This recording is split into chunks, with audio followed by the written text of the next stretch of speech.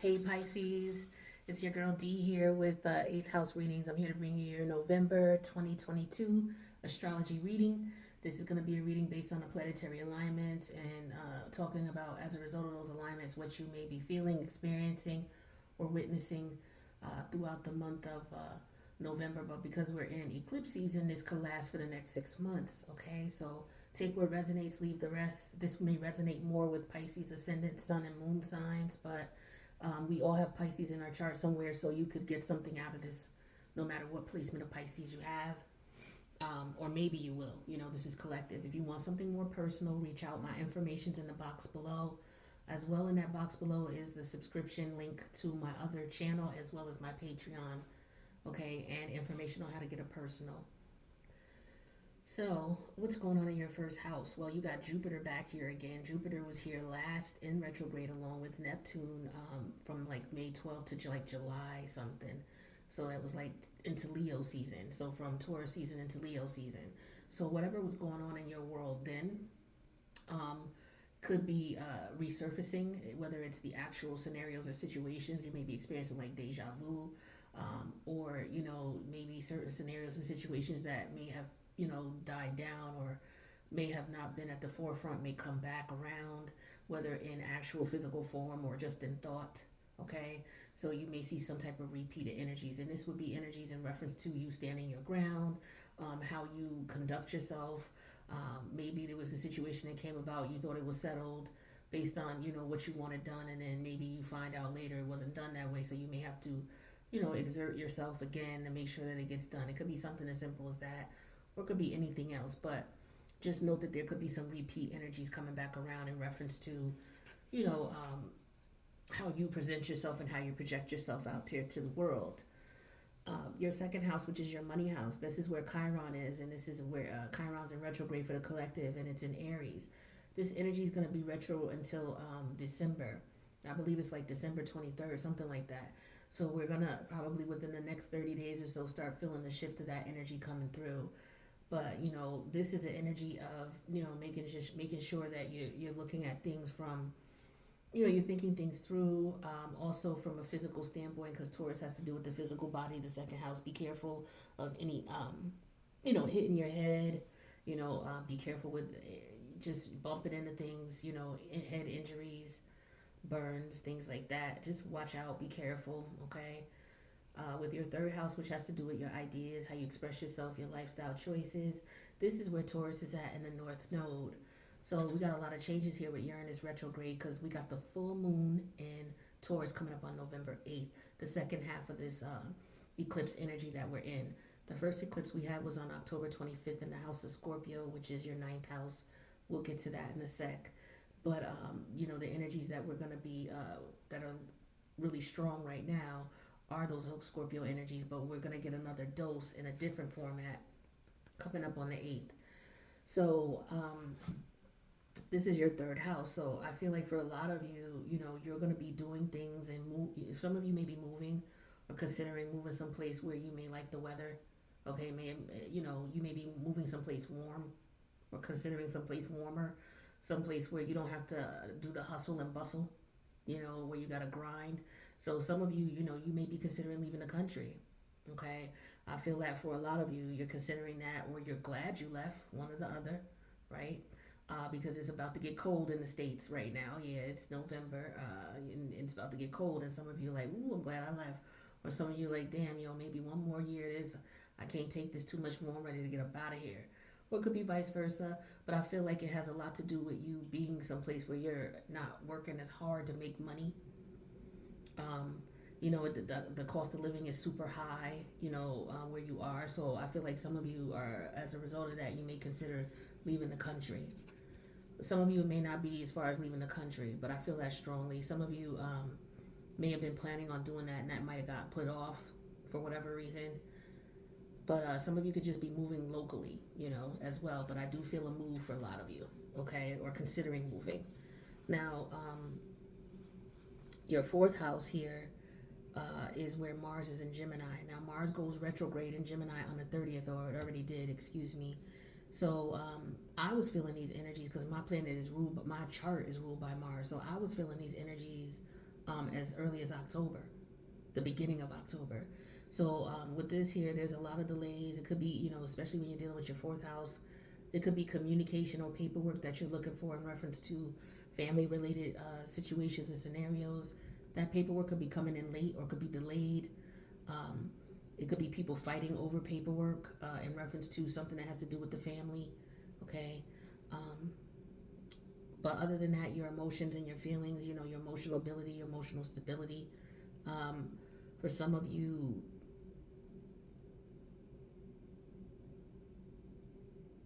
you're really like looking at different. I feel like for some of you, you're looking at different family members and their lifestyles and some of the things that they did, and maybe you saw that you were going down that path, or it's just you're looking back like, okay, I don't want to be like Uncle Johnny who died because he was smoking cigarettes, or I don't want to be like Aunt Pam who was an emotional eater, or things like that. I feel like for some of you, you're looking at some of the things that the habits and the patterns that may be passed down generation wise, and you're looking at what you're no longer going to participate in, and maybe some new rituals you're going to implement in with your family moving forward, right? So some of you, and then you could just be getting a lot of pushback or feedback from family members in reference to your lifestyle choices. That could be for some of you, family could be telling you, oh, you don't come around no more, or you only come around when blah blah blah, or you could be saying this to someone. Maybe family don't come around unless they want something or they need something, or or your family members, you may not be able to trust them because maybe they talk too much, or there's a lot of he said, she said that could be going on, or arguing. There's some type of misinformation going on within the family, okay, in reference to, could be siblings, um, maybe there's cousins, things like that. Maybe you're in the midst of trying to resolve that type of thing because Mars is in retrograde, so maybe you're trying to bring peace because Mars is all about war. So some of you, if you have, unfortunate family dynamics, issues within the family, fighting and arguing, there could be a time right now where you may be feeling like you want to be the peacemaker because you are Pisces, you are the peacemaker. So maybe that's something you're considering, okay? Um, Now we skip right on over because we don't have any planets in your fifth, sixth, seventh, or eighth house. So right over here, your ninth house, that's where Scorpio is. Okay, so that's the opposite polarity of where the North Node is in Taurus. Now, this is where we just had the partial solar eclipse on October 25th. Not only that, we have the South Node there, we have the Sun there, we have Venus and Mercury here. So this is the house of your higher self, your higher judgment. This is the house of, you know better. You know better, right? This is also the house of your philosophical beliefs, your religious beliefs, whatever you have. If you don't have either, then your philosophy on life, in reference to things you've experienced. But this is also the house of travel. It could be foreign travel, but it could not also be just physical foreign travel. It could just be the journeys that you go on to accomplish, what it is that you want to accomplish in life. This is also the house of publication, the higher education, the master's degrees, the PhD degrees. Some of you could be graduating now. Congratulations to you. Maybe you're getting your master's or your PhD. So that's what's up. Shout out to you. Like I said, some of you could be considering moving, leaving the country. I do see that. Or some of you may have just come to the determination that you're going to move, or some of you may have already moved and you're happy that you did. And now, the middle of the month, all of this energy that's in Scorpio is going to shift over into your 10th house, which is your Sagittarius house. So I do feel heavily, some of y'all are definitely on the low, secretly planning your move. And then I feel like it may be by the end of the year.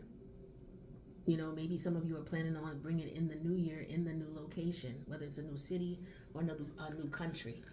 But I definitely feel heavy energy of moving, okay? Now, if this is not moving, this could just be, you going on a journey to accomplish something, okay? Maybe somebody's taking a trip or going on a sabbatical. Somebody could be graduating, like I said, graduating school, okay? Getting their PhD or their master's, or maybe getting accepted into a master's program. It may be overseas, maybe it's not. But I feel like this is in reference to you changing professions, and some of you are going to be starting into a new profession. or you're going to be taking things in that profession to the next level as a result of your academic studies. Now, you don't even have to be going back to a traditional school. Maybe you're just going to take some courses, or you're just going to dive in and do some research. Or maybe you've already been doing that. Some of you have been doing heavy research, especially into occult studies and occult knowledge, with this being your 10th house, your ninth house in Scorpio. Uh, so this is a very sensitive time for you as far as your spiritual energy. So it's great for you to it's great for meditation time for you while you're experiencing this eclipse energy. You're gonna get a lot of great downloads by meditating. Okay, whatever it is you do to meditate. They don't have to be the traditional sitting, sitting Indian style. It doesn't have to be that traditional meditation. Whatever it is you do to meditate, tap into that energy, because you're going to get a lot of downloads about things. And if you're going through a transformation and you're feeling stuck, you don't know what's going on, those downloads are going to help you to quell your mind and understand that there's a higher source at play here, and that these things are meant to be, and you just need to quell your energy, be patient, and let the universe take care of what needs to be taken care of. Now, in your house of long-term stability, long-term friendships, all right, your social life, this is your Capricorn house. Pluto's in here. So a lot of you are, I feel like there's just the energy of a lot of people, because since Pluto went direct in Capricorn, depending on where it is, a lot of us are at new beginnings here. For you, it's in reference to friendships. So I feel like the things that you may have been through, the lessons you may have learned with friends, you should be okay now to go back out and start socializing and mingling. If you're feeling hurt, or, still wounded a bit, maybe the second part of your healing, or the final part of your healing revolves you going out into the world and, connecting. But just understanding you have the tools to make the correct decisions in reference to the people you deal with.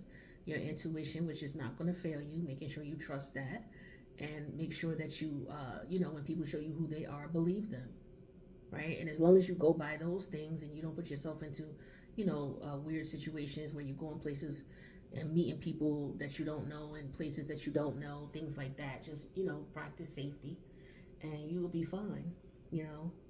So for some of you, you're going to get back out there, and start connecting with people, start joining organizations and groups. Some of you, maybe the organizations and the groups and the friendships you had, you may be, on the flip side of things, you may just be being restrictive.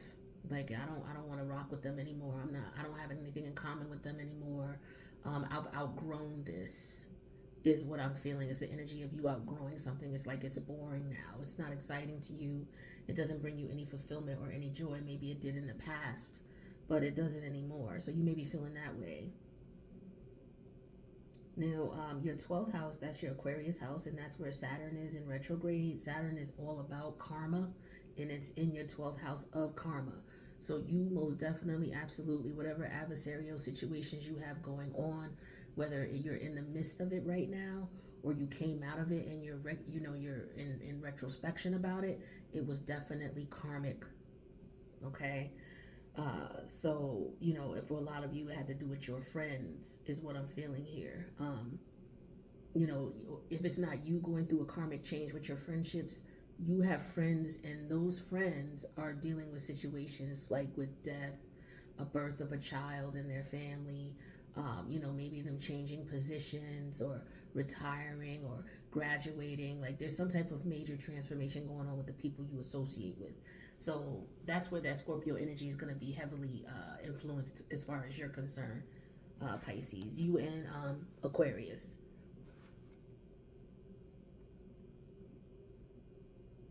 So yeah, that's what I got for you. So with your career and money, like I said, Aries is in your second house here. So you're thinking before you acting. You're in reference to making money. Also, I think you're trying to find multiple ways to bring in money, multiple streams of income. But I feel like what's going to happen now, like I said, for some of you, you're done with the research you needed to do, or you're finished taking the classes you needed to take. So now you're able to either go into this industry that you've been working and studying in, and you're able to make some money from it. So that's pretty dope. Or some of you are going to get a job with an organization where you're going to be making some decent money. So if you applied to some things, Um, you may be anxious and waiting to hear from them, but it'll come. It may not come till the middle of November. Some of you may not hear something till the middle of November, but you're gonna hear something. But it may be a little bit of a wait. So be patient with that.